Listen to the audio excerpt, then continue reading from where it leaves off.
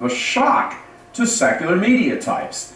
The New York Times even expressed surprise at the bishop's lack of mounting any defense for church teaching. Now, when the same-sex marriage fiasco goes national, once again, secular media types are saying, where's the Catholic Church? Also, religious leadership in America is generally weak. That's one of the reasons the gay marriage lobby was so successful.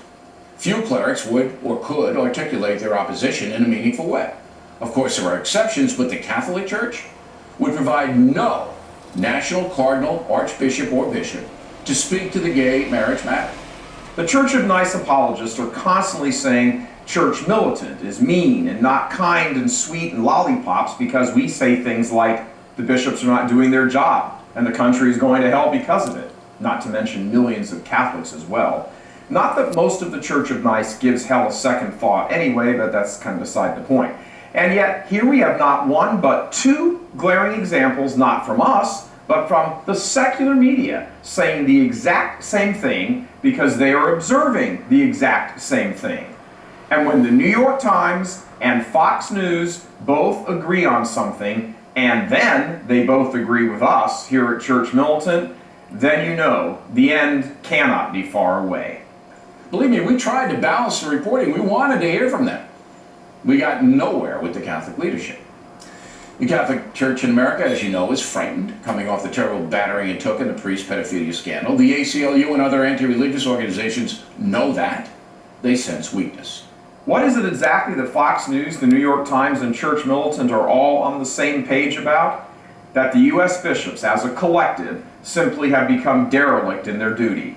Whatever the various individual motives of various individual bishops who no longer fight for souls, be it that some are homosexual, others are careerists who don't like to rock the boat, others are simply weak men, or that others are too busy being bureaucrats to lift their heads up and see the evil all around, whatever the motives, it now must be blindingly obvious that this collective of leaders have very little in common with other men who preceded them.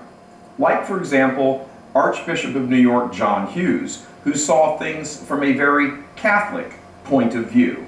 Quote, "The goal of the Catholic Church is to convert all pagan nations and Protestant nations. There is no secrecy in this. It is the commission of God to His one true Church.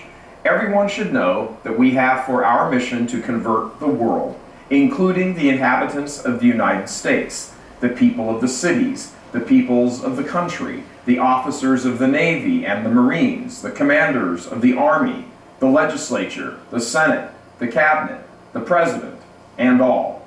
Close quote.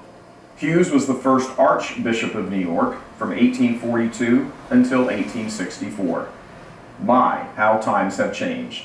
If we cannot look to present men for leadership, then we should feel very confident in looking to actual leaders from the past for direction. Even the secular press knows something is seriously wrong. God love you. I'm Michael Voris.